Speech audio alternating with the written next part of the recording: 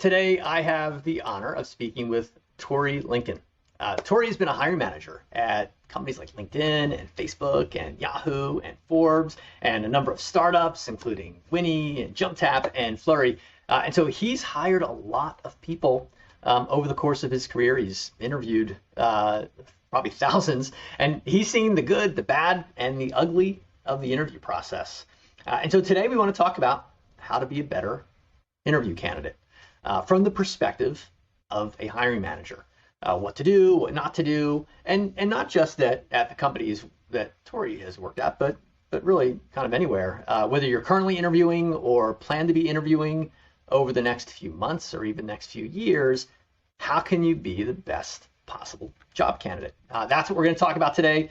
So Tori, thank you for being here. Let's dive in, and maybe we just start with, at a high level, how many people do you think you've hired over the course of your career? Yeah, it's a good question.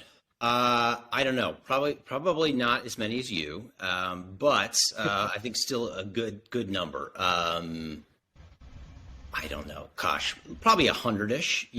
I would say. Yeah. But the interviews, obviously, to get to that number are quite a bit. Those numbers are quite a bit bigger to whittle it down to a small hundreds number of folks. So. Yeah, you probably interviewed, I would say on average, like 5 to 10 candidates probably for everyone that you've hired, right? At least, yes. So so if you've hired 100, which is probably on the low end, you've probably interviewed 500 to 1,000 candients over the course of your career, right? Yeah. Yeah. So a lot. So you've seen it all.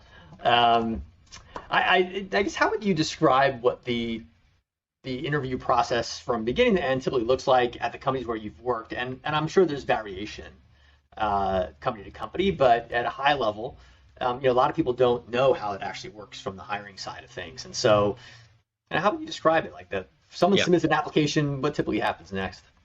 Yeah, I mean, I think it's going to vary pretty wildly from your large companies like a Facebook to a startup, right?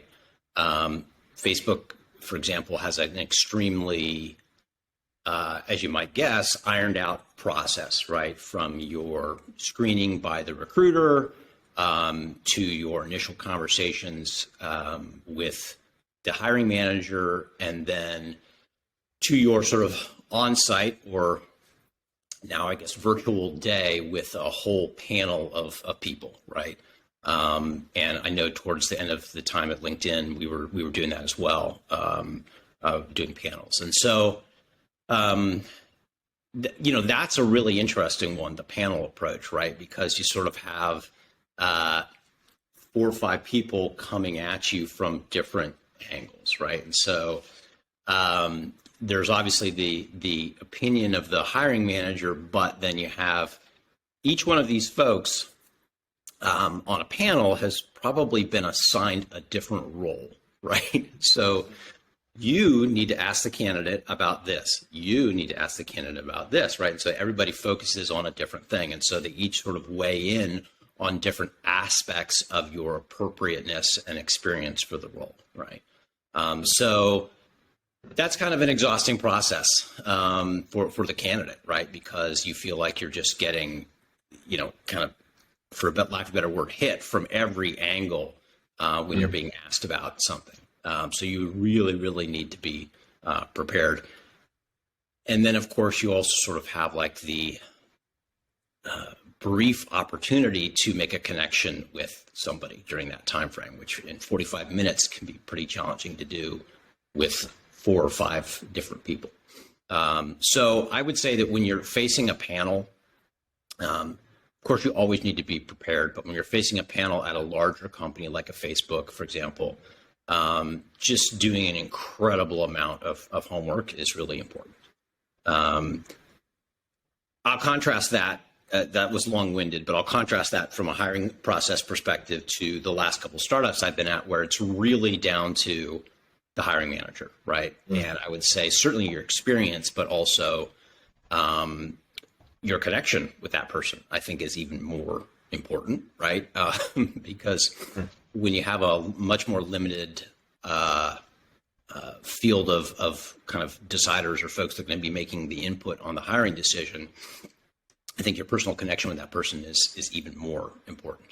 And so at the last couple of companies I've been at, you've really got maybe 3 or 4 people in the loop, right? So the hiring manager, maybe the CEO, and then 1 or 2 other folks who are going to give their opinions, usually folks that have that role who are kind of weighing in. But again, they're not really taking that panel approach where the questions are quite as rigorous and sort of like highly analytical usually.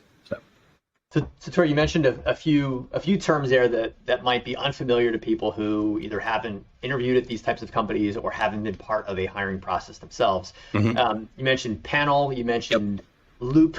Can you describe what those terms mean? Yeah, fair enough.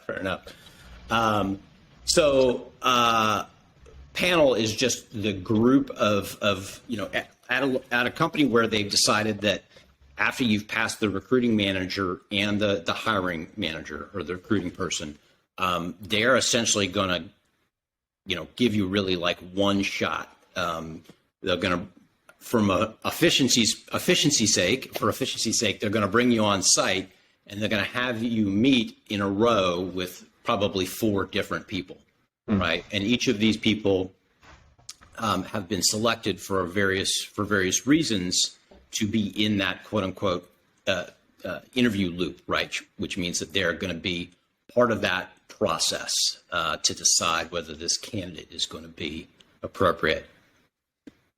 They will meet with you consecutively, and then on the back end, they will go ahead and fill out an evaluation, right, to be submitted in the hiring system, and then they will evaluate you for the sort of angle or the characteristics which they were selected to focus on, and then they'll also just literally give a recommend to hire, strongly recommend to hire, don't think they're appropriate, like sort of basically an answer for whether or not they think that you would be right for this role.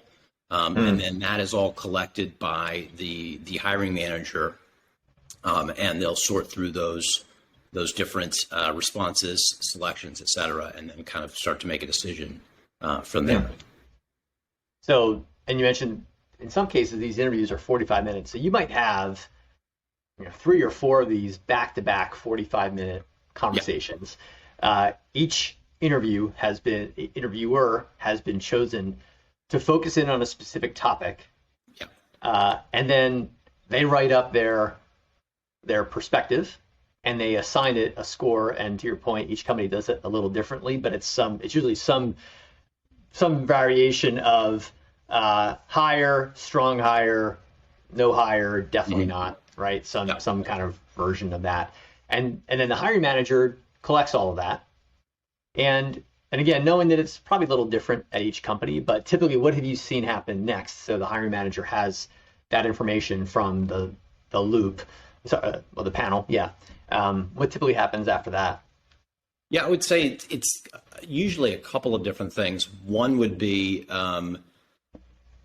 they after reading the evaluations, they could often get together as a collective group and discuss it. Because a written evaluation is one thing, but if you have some tough decisions to make, maybe all, the hiring manager and those 4 folks that were on the panel would all get together and actually just have a 20-minute conversation. Or in some cases, an hour-long conversation if they're talking about, 5 different candidates, and try to come to some conclusions there. And then the other possibility is that there's often yet another step, right? Again, it's going to really depend on the role. For sales roles, you then have to give a pitch. So you have a week to go back and again, I'm talking specifically about Facebook. I have encountered this at a couple other companies though, but that's my most recent experience. And they give you the sort of raw material to create a sales pitch. They give you a scenario, and you basically have a week. You need to go prepare that, and then you have to come back in and present that to a group of 5 more people. So no pressure. So yeah, so you make it through a few phases of the gauntlet here, right? So number one is just your application submitted. A recruiter is reviewing that.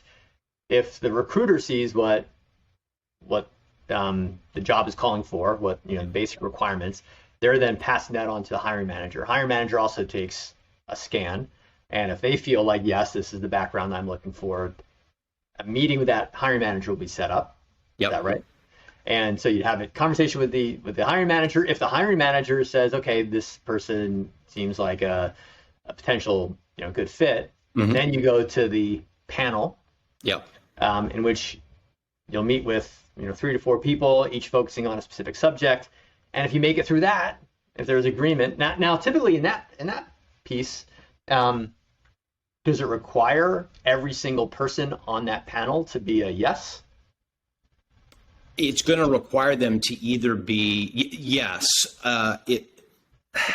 There can't really be any strong no's. Like you could be kind of a maybe, right? Depending on what the word choice is there.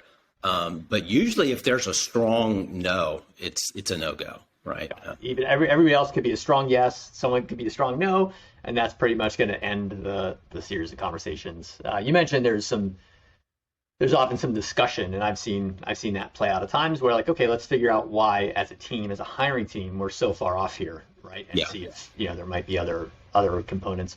And then let's assume you make it through that, and then there's a presentation. You have a week to prepare it, and you're presenting to that panel of people. Typically, is that? Usually, it's yet another group of people, and the hiring manager, generally the hiring manager's manager. And then usually a couple of folks that would be sort of experts in that area, right? So let's say you'd been selected to, present on an online retailer, right? So you might have somebody there at the company who is perhaps the product marketing managers or somebody who's actually probably not directly in the line from which you would work, but somebody who's sort of a content expert or subject matter expert in that area would usually weigh in. Wow. And then, assuming you do a great job of the presentation, are you done? Is that typically? Yeah, typically you're done. You might have one more conversation with the hiring manager, but that's And I guess here's a slightly strange add-on is that at some of these larger companies, they've always got an open role for this level, right? So they may not even tell you exactly what team you would be on. And I've heard this happen at a couple different places. So that's a little bizarre. You're interviewing for X level, but you don't really know where exactly you'll be. And if you're good enough, sometimes there could be a couple people at the company vying for you, fighting for you. Right? Like, you know what? We love that person. I want them on my team. Oh, interesting. Right? And the other manager, so 2 hiring managers or 3 hiring managers all sort of competing for somebody. Now, obviously, this is not very transparent to you, usually until after you land at the company and somebody says, oh, you know what? My boss was actually trying to get you on our team, but you went to that other team. So just an interesting side note there. Fascinating. So that it sounds like at some companies, it's not necessarily the candidate's choice. So they're interviewing to join the company. And in some ways, the company's deciding, which team would this person be best placed in. Is that right? Okay. Yep, exactly. That's fascinating. And so I want to go back to something you mentioned earlier around this idea of making a personal connection. And so you mentioned that, hey, during this process, in some cases you have 45 minutes to both get through the questions that are specific to that person's focus area, and you also want to build a personal connection at the same time. Can you talk a bit more about that? I guess maybe why is it important to have a personal connection, and any advice on how to do it? Yeah, boy, that's a tough one. I think it's important to have a personal connection because ultimately, we make rational let's say, I'm on the panel, for example, or I am the hiring manager. We make very rational, evaluation-oriented decisions about somebody's appropriateness and experience for this role, but we also ultimately envision ourselves working with this person, right? So you've got a lot of experience, you're appropriate for this role, but you know what? I don't want to spend 5 days a week with you because I don't like you.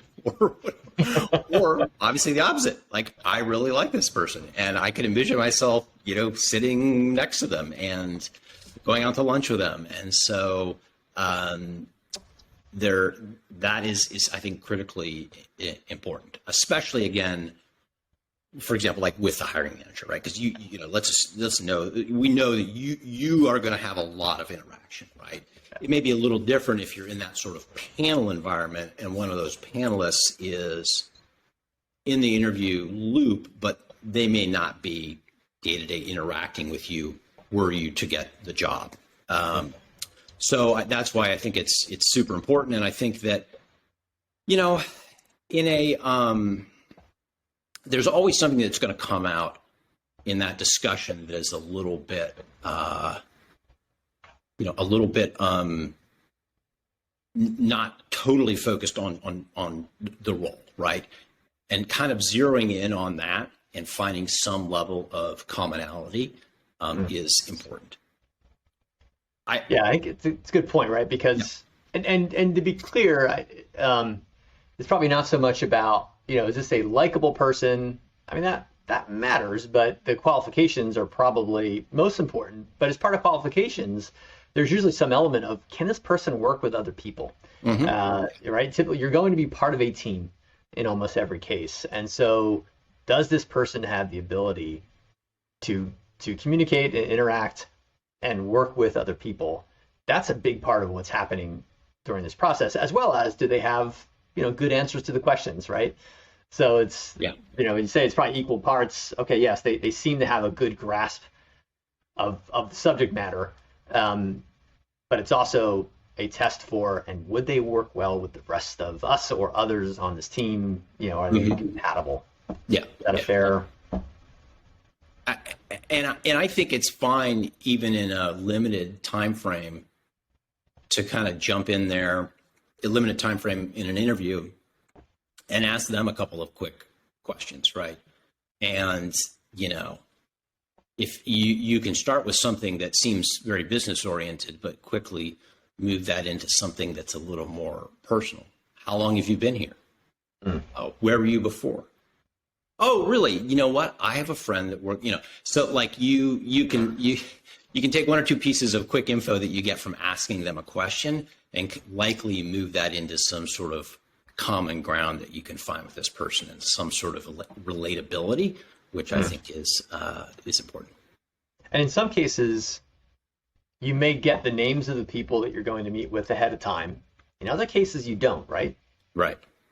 So I would imagine that in the scenario where you get the information ahead of time, there's lots of ways to kind of do some homework on those individuals before you get in. If you don't have that list of names, which happens sometimes, or schedules change or other interviewers come into the loop, right? Maybe someone's out sick and someone else has to fill in. Then as much as you can learn through the conversation, while still making sure that you're able to demonstrate your qualifications. It's a lot. So probably being cognizant of the clock is pretty important, right? Yeah. Managing your time during the process. Yeah. But to your point, doing as much homework as you can beforehand is super important. And that can be, that obviously can lead to some sort of connection, right?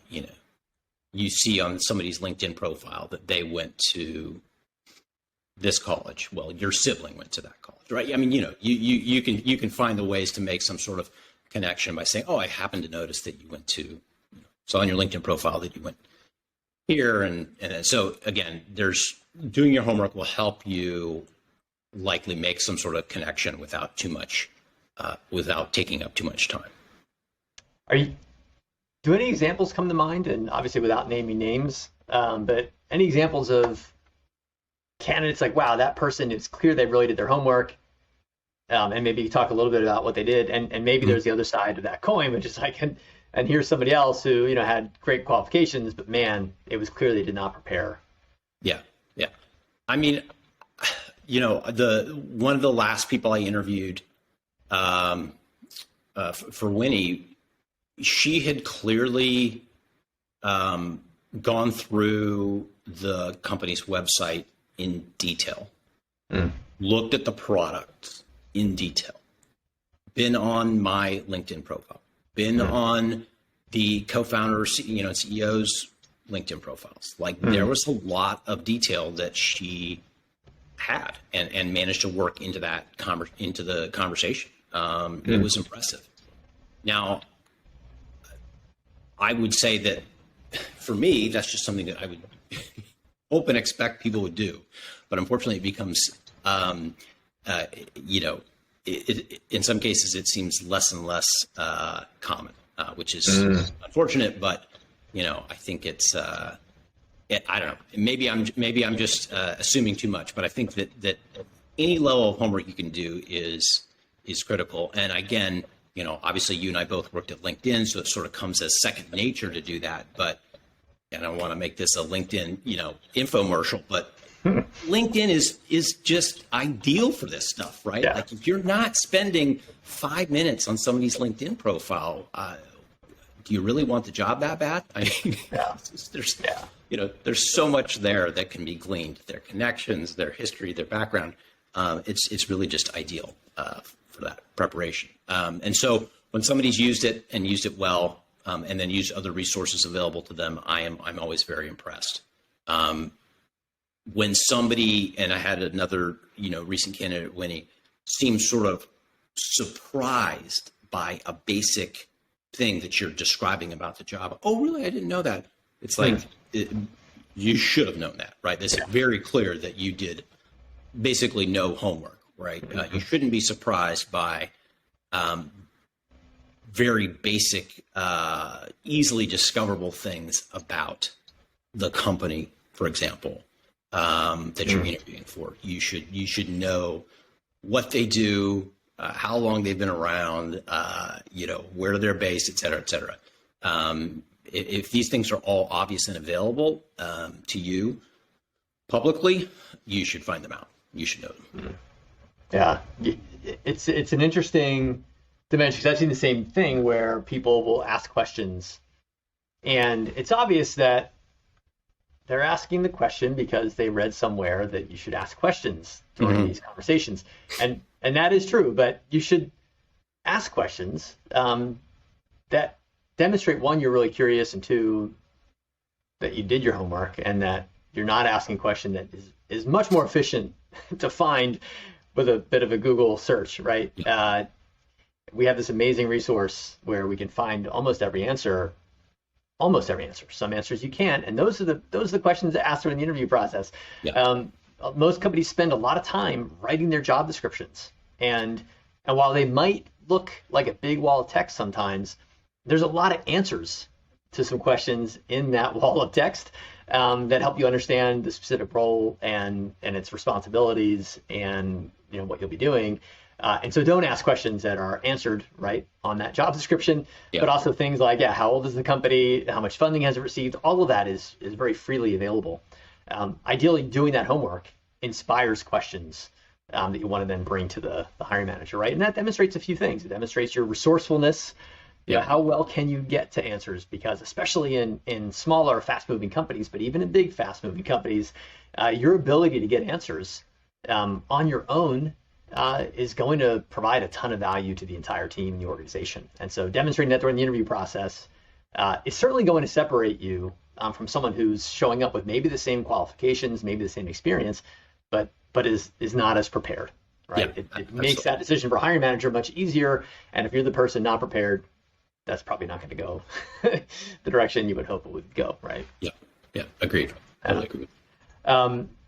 So Tori, I guess any other general advice you have for candidates? You worked for some companies where, they're getting hundreds of resumes for every single position. Mm-hmm. Any general advice on how do you set yourself apart? And Yeah. anything like what not to do, like things that might set yourself apart in a not so good way. Yeah, I mean, I think the resume submission and the application submission, it's hard to really set yourself apart there other than having a really buttoned up good resume and, writing a nice cover letter, for example, which I think is important.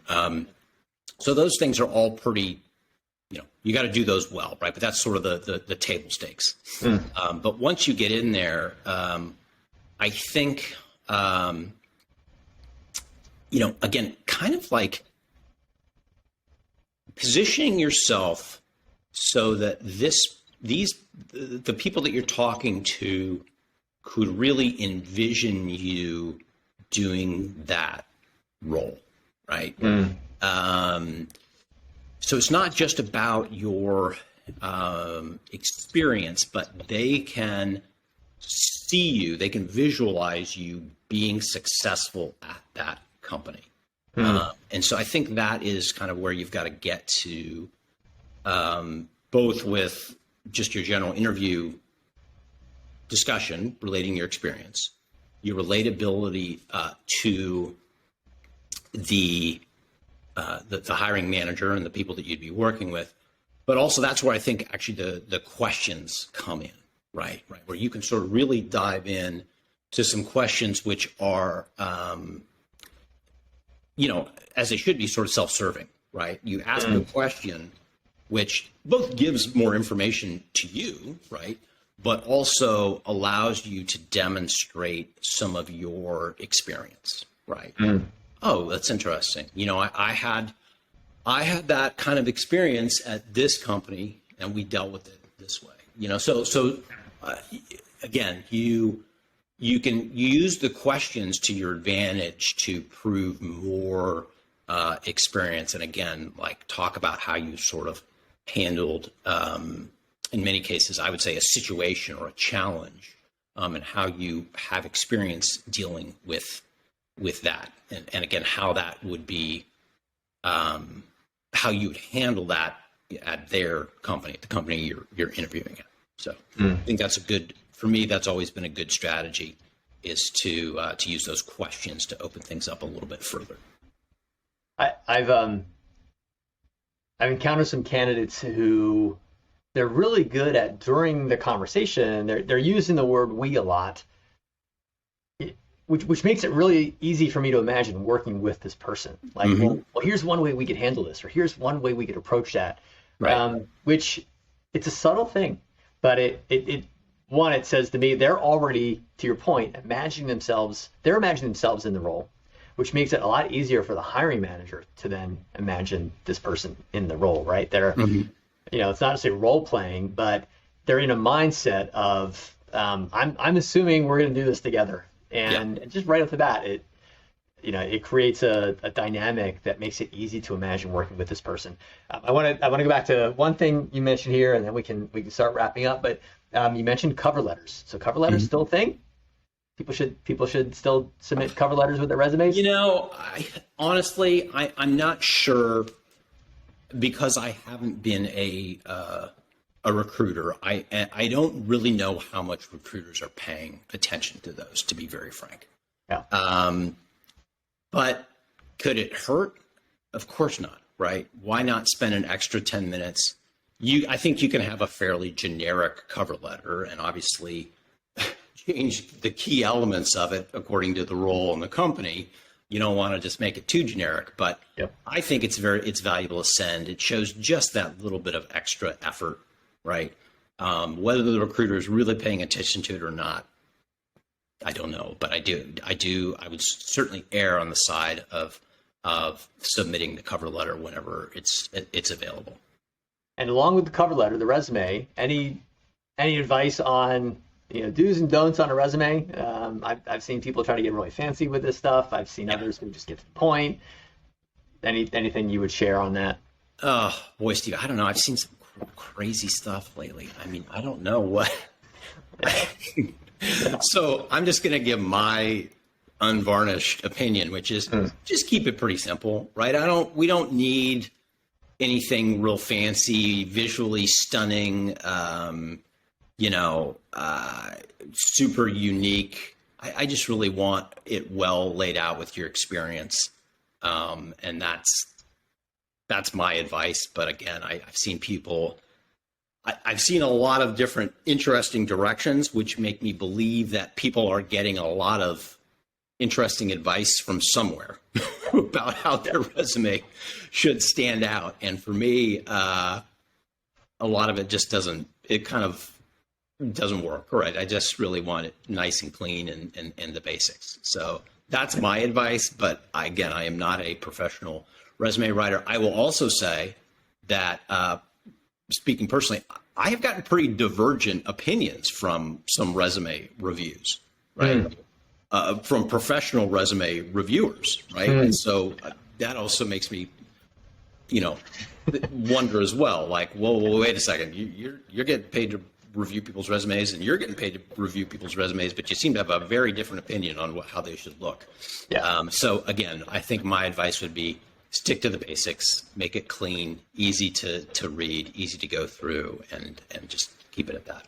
Yeah, I think you're right. We mentioned earlier, a lot of companies are getting hundreds of resumes for every position. And to go through each one, if it's hard to figure out, there's a bunch of words up here that are kind of fluff words that, don't really say anything, but they're taking up a lot of space. And now I have to scroll down here to see what we actually did. And then when I look at the bullet points are either like super ambiguous or like really generic. And I have to like look at a thesaurus to figure out what is this person actually saying? Like that just adds a crazy amount of friction to, when compared to the next resume, which like gets to the point. Look, here's where I worked. Here's what I did. Here's the 3 most important things I accomplished there. And then here's what I was doing before that.